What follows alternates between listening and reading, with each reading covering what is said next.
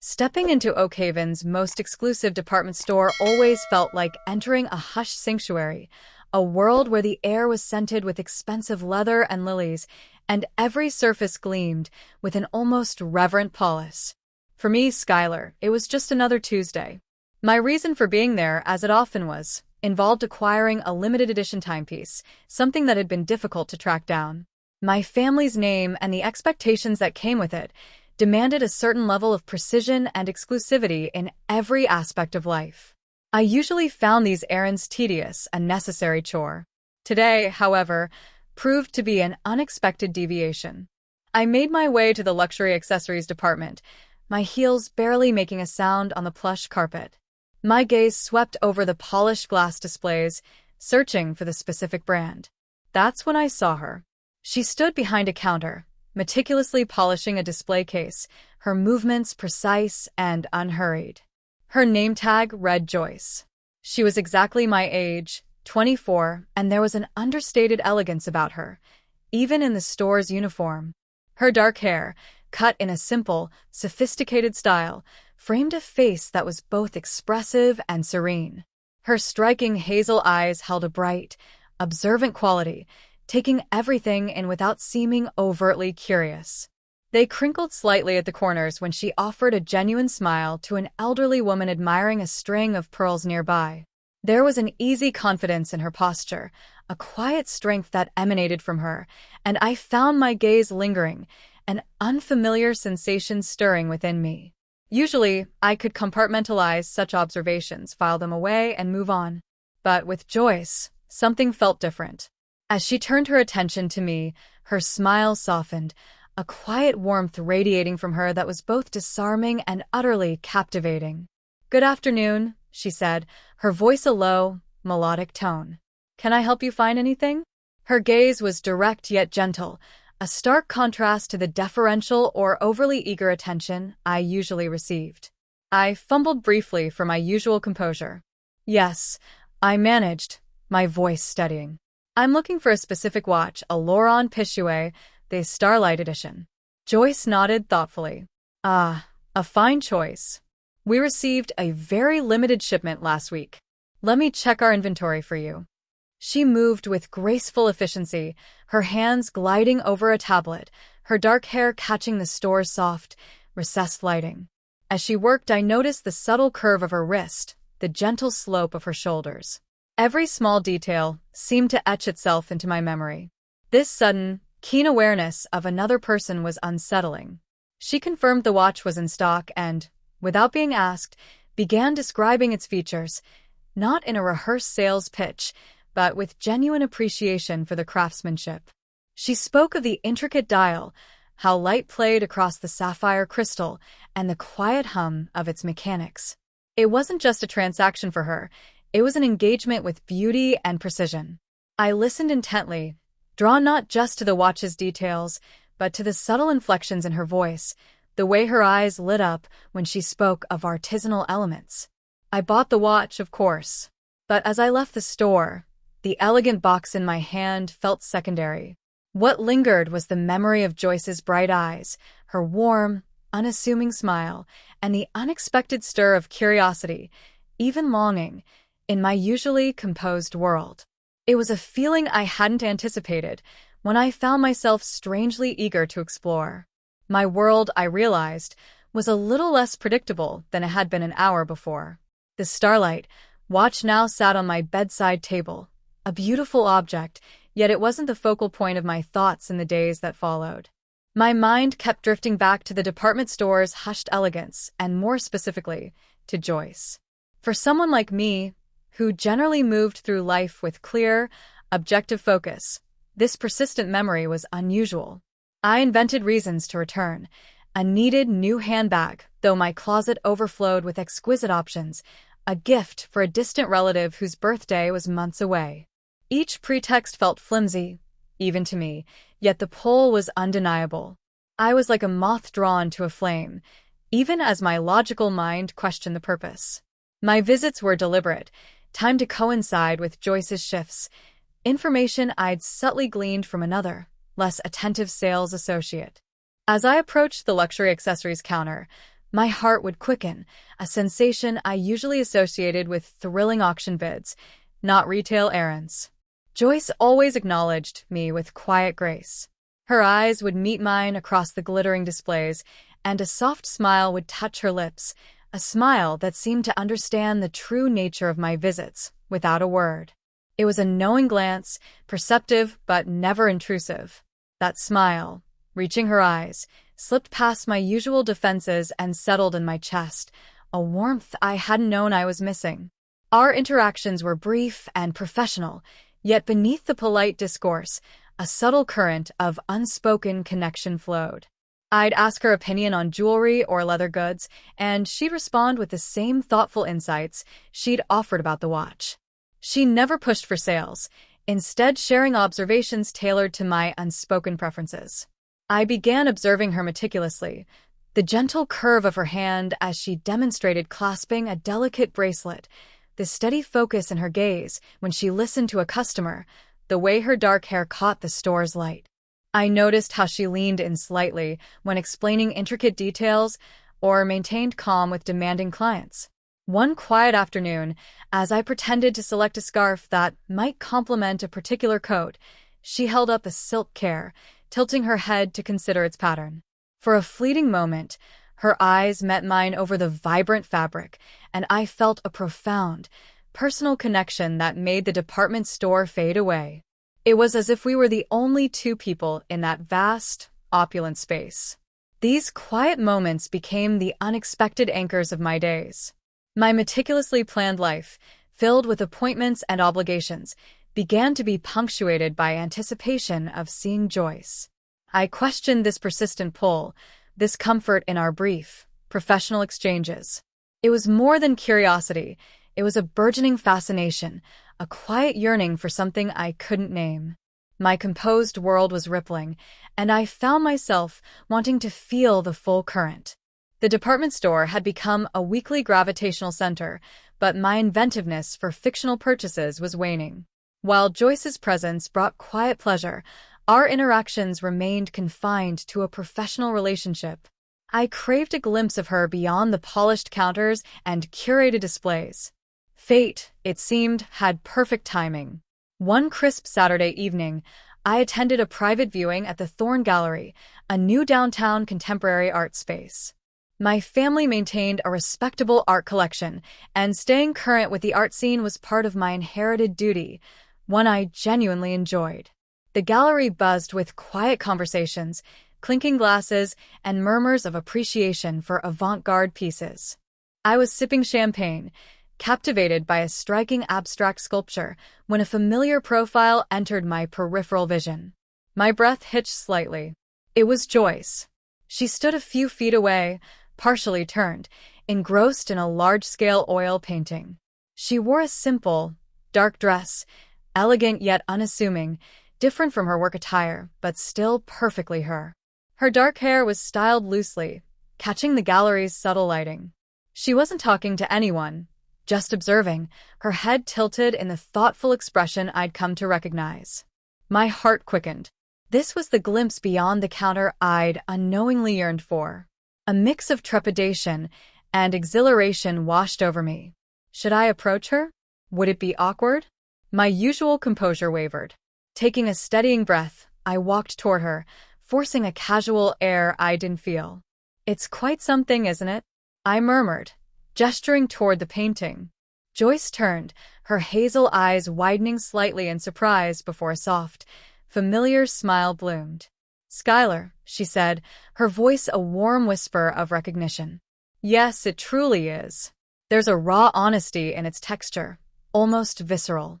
"I agree," I replied, relieved my approach hadn't been clumsy. I was just thinking about the artist's use of negative space to create such powerful tension. And just like that, the conversation flowed. We talked about the piece, then other artworks, finding immediate resonance in our shared observations. Off-duty, Joyce revealed a new facet of her personality. Her quiet appreciation for art mirrored my own, but she articulated her thoughts with a passion and insight that surprised and captivated me. She spoke of the emotional landscape the artist evoked, how colors could convey feeling without explicit narrative. I found myself sharing details about my love for art history, the satisfaction of discovering new artists, and even the smaller, personal pieces in my private collection, things I rarely discussed with anyone outside my family's art consultant. Opening up to her felt easy, natural. Joyce, in turn, shared her aspirations beyond retail, a dream to curate, to open a small gallery of her own, to create spaces where art could connect with people. Her eyes shone with quiet ambition, a desire far beyond selling luxury goods. She spoke of visiting independent exhibitions, of underrecognized artists with immense promise. As we moved through the gallery, our conversation weaving between art and personal dreams, I felt a deepening understanding, a profound kinship. The casual brush of her arm against mine, as we examined a delicate sculpture, felt like a gentle affirmation of our growing connection. The divide of our professional roles dissolved. In this space of shared curiosity, we were simply two people connecting, and in that connection, I found unexpected comfort. The walls around my heart felt a little less solid. After that evening, the boundaries defining my interactions with Joyce blurred, replaced by something more nuanced and profound. We started meeting outside the store, initially for coffee, then for afternoons browsing independent bookstores or quiet museums. Each encounter deepened my appreciation for her thoughtful mind and gentle spirit. Yet, as our bond strengthened, an awareness of our differing backgrounds crept in. Joyce never mentioned it. Her focus remained on our genuine connection. But for me, Skyler Montgomery, daughter of a prominent family, the weight of my upbringing was a constant, subconscious companion. My wealthy childhood, sprawling estate, exclusive boarding schools, curated social calendar, felt like a gilded cage. Beautiful and comfortable, but confining, with invisible bars of expectation and tradition. My family's legacy wasn't just a name, it was a world of alliances, reputations, and unspoken rules. I grappled with the implications of my growing feelings for Joyce.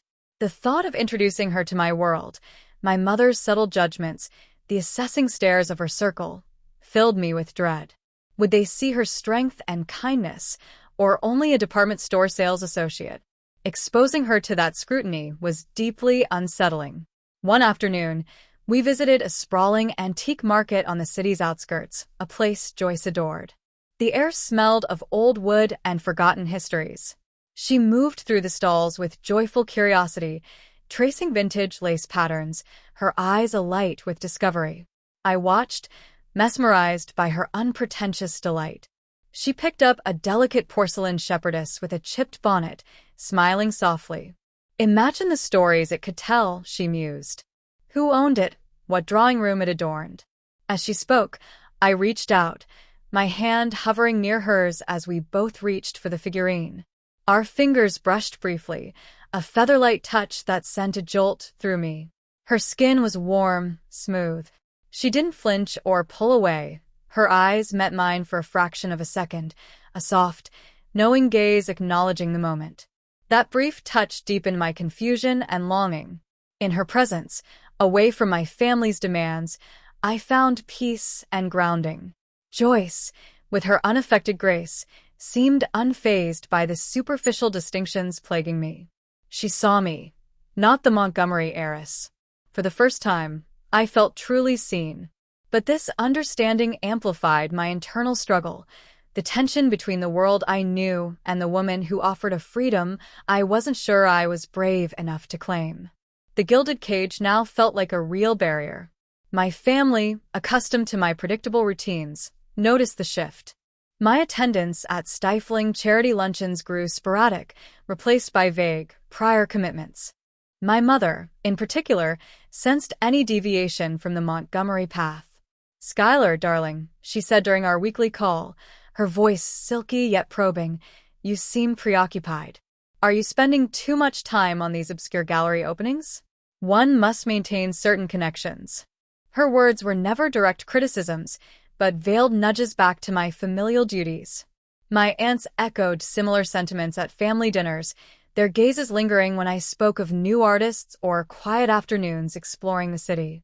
My current interests and company were clearly outside their carefully drawn lines. The internal conflict became a constant undercurrent in my life, a tug-of-war between the secure, opulent world I was born into and the magnetic pull of my connection with Joyce. Fear of family judgment, social ostracization, and damage to their reputation weighed heavily on me.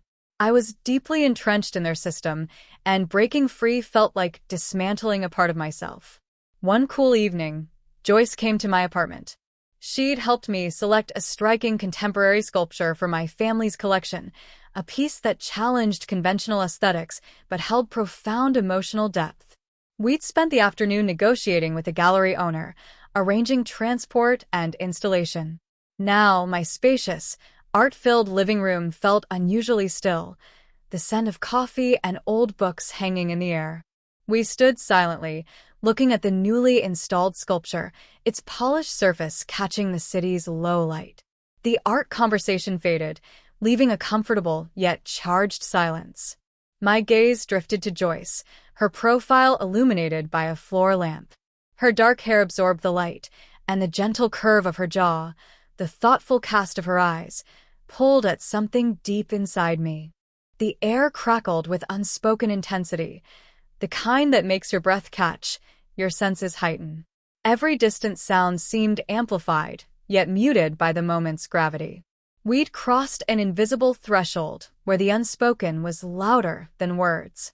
My heart pounded steadily. For a fleeting instant, the internal debate, doubt, and expectation faded. Only Joyce remained, her quiet strength, her unwavering presence. I felt an undeniable urge to bridge the distance between us, not with words, but with something more elemental. I took slow, deliberate steps, closing the gap. My hand, almost of its own accord, reached out, hovering briefly before gently cupping her cheek.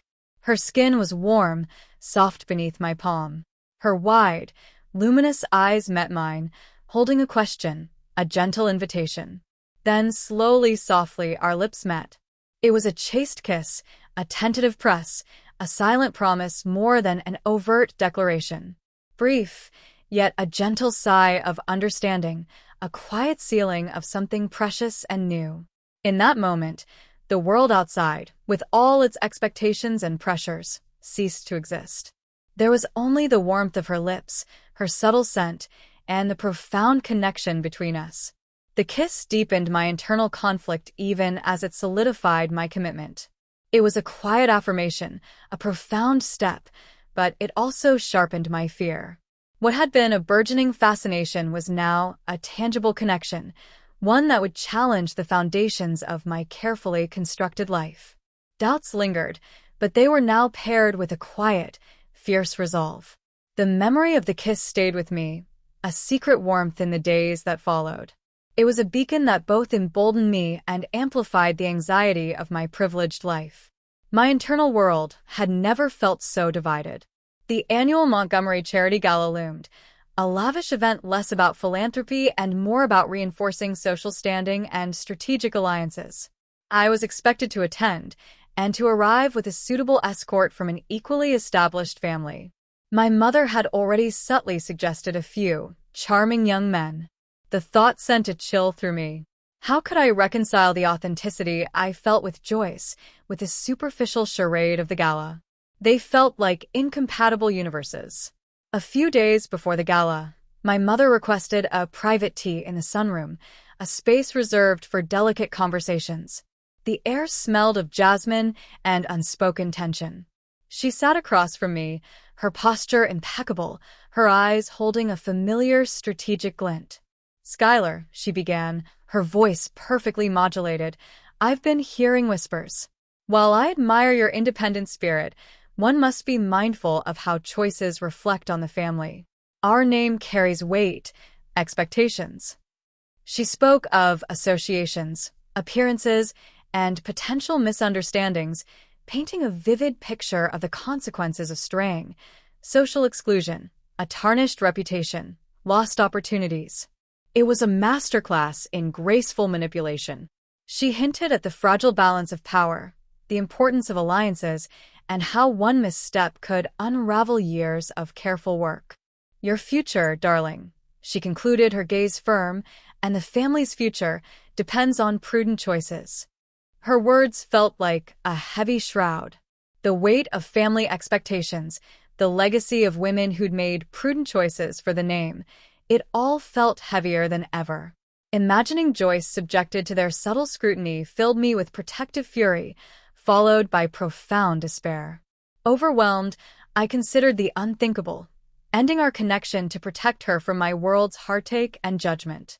This corrosive thought caused immense distress, leaving me trapped and torn. The vibrant colors of my world dimmed to a suffocating gray of obligation. I stood at a precipice, knowing my choice would define my future and my very identity. The gilded cage had never felt so real. The days after the tea were a blur of turmoil. I avoided Joyce's calls, sent curt messages, and created a distance that felt alien and cruel. But Joyce's perceptiveness transcended my barriers.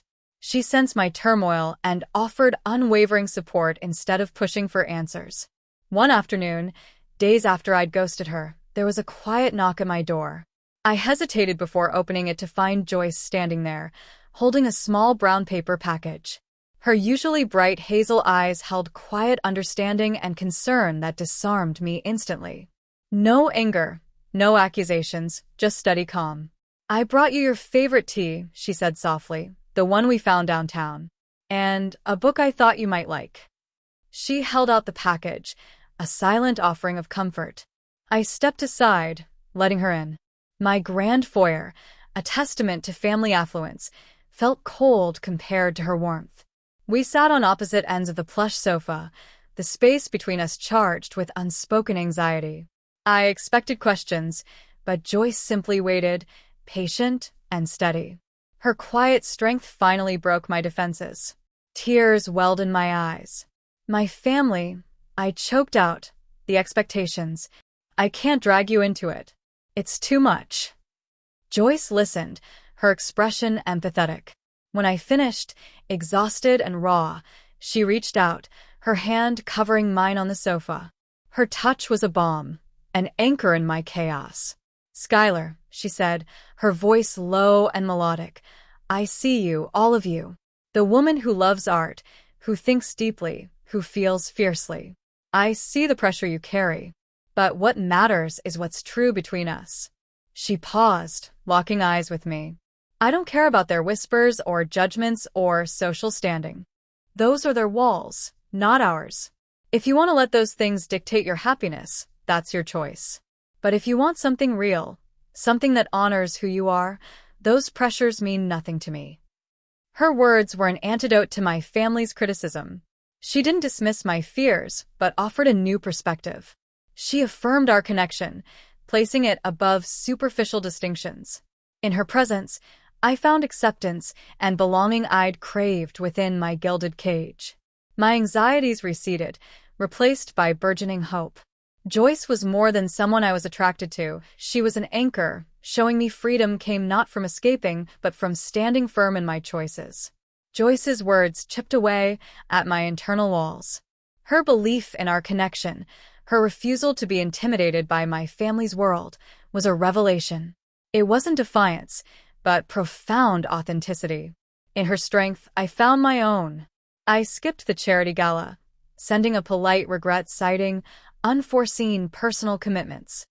My mother's silence spoke volumes of her displeasure, but for once, it didn't fill me with guilt. A quiet resolve settled in my heart. Empowered, I knew it was time to stand by Joyce openly. The opportunity came weeks later at a low-key gathering hosted by my college friend Alara, an unconventional artist, a refreshing anomaly in my usual social circle. Her apartment, filled with vibrant canvases and mismatched furniture, felt like a breath of fresh air. "I'd like you to come with me," I told Joyce, my voice steadier than expected. "It's more relaxed." Joyce smiled. "I'd like that very much." Her calm acceptance eased my lingering anxiety. We arrived hand in hand, and a palpable shift occurred. A few heads turned, Conversations quieted momentarily. I recognized acquaintances from my social sphere, their eyes holding assessing curiosity. The old fear flickered, but then Joyce's hand tightened slightly in mine. I looked at her, and her reassuring squeeze and steady gaze grounded me. The stares faded into background noise. I straightened my shoulders. This was my choice. This was us. Alara greeted us with effusive warmth. Skyler. And you must be Joyce. I've heard so much about you. Her enthusiasm cut through any awkwardness. As the evening progressed, I navigated the room with newfound confidence. When Eleanor, an acquaintance from my mother's bridge club, approached, her eyes darting between us, I met her gaze head-on. "Eleanor, lovely to see you," I said clearly. Turning to Joyce, I added, "Eleanor, this is Joyce." My tone and posture spoke volumes.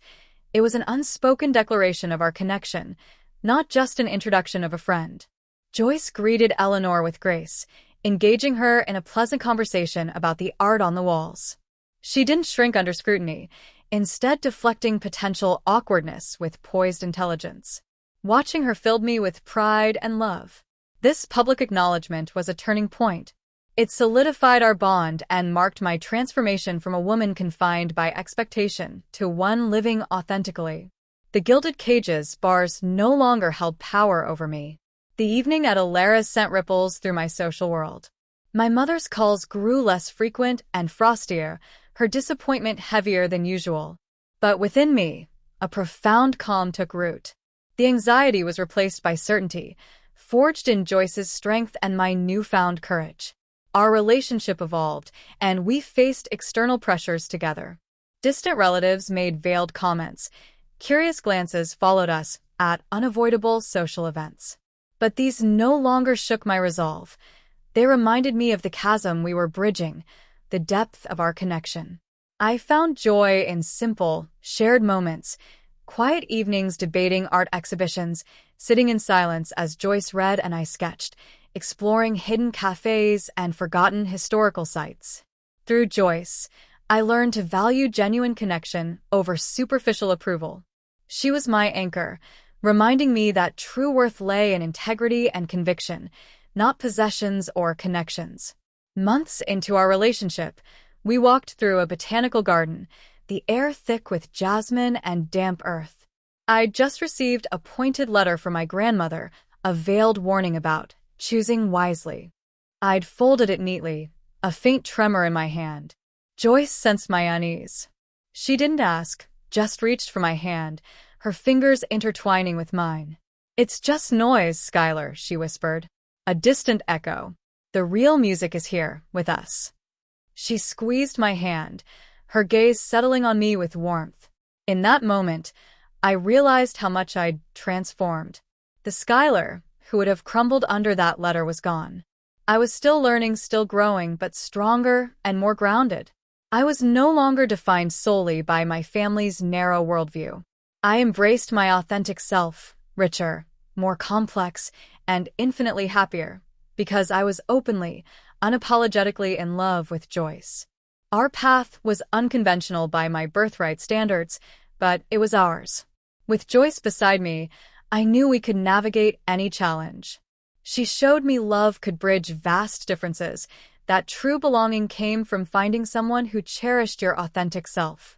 The gilded cage's door was wide open, and I walked through it hand in hand with the woman who'd guided me to myself. Years have passed since that botanical garden afternoon, since that first jolt of recognition in the department store. The Starlight watch still sits on my dresser, not just a purchase, but the genesis of a profound kind of time, measured in shared laughter, silent understanding, and a love that defied all expectations. I reflect often on my journey, the woman I was and the woman I've become. Skyler Montgomery, once defined by heritage and expectation, now finds her truest self in connection and authenticity. Joyce was the unexpected catalyst, illuminating paths I never knew existed within me. She didn't just enter my life, she reshaped its landscape. My relationship with my family remains complex. There was no grand reconciliation, No sudden acceptance from my mother. Silent disapproval lingers at the edges of our infrequent conversations, but it no longer cripples me. I've learned to live with it. Understanding their rigid world is no longer mine. My home, my heart, is with Joyce. Joyce, ever grounded, achieved her dream, opening a small, exquisite art gallery celebrating emerging artists and challenging conventional tastes. It thrives not on grand financial backing, but on her discerning eye, passion, and genuine connections. I often visit, not as a patron, but as an observer, watching her move through the space with grace, her eyes alight with joy. I'm immensely proud of the world she's built. Our love story continues to unfold, woven with shared experiences, quiet triumphs, and inevitable challenges. We face them together, rooted in mutual respect and affection. Our love is not loud or dramatic, but a deep, abiding current enriching every part of my life. It has taught me the meaning of vulnerability, the strength of honest communication, and the comfort of absolute trust. I've shed old fears, embraced hidden parts of myself, and found freedom within my privileged upbringing. The gilded cage is a distant memory, replaced by a life truly lived. The future is unwritten. A blank canvas we'll paint together. No grand pronouncements or societal validations define our path, only the certainty of our shared purpose and intertwined hearts. We continue to explore, grow, and learn, embracing life's beautiful messiness. Our love, resilient and true, is a beacon in a world that tries to categorize and confine. It's a testament to unexpected connections, healing, and choosing every day to honor the quiet, revolutionary truth of our love. And in that, I have found everything.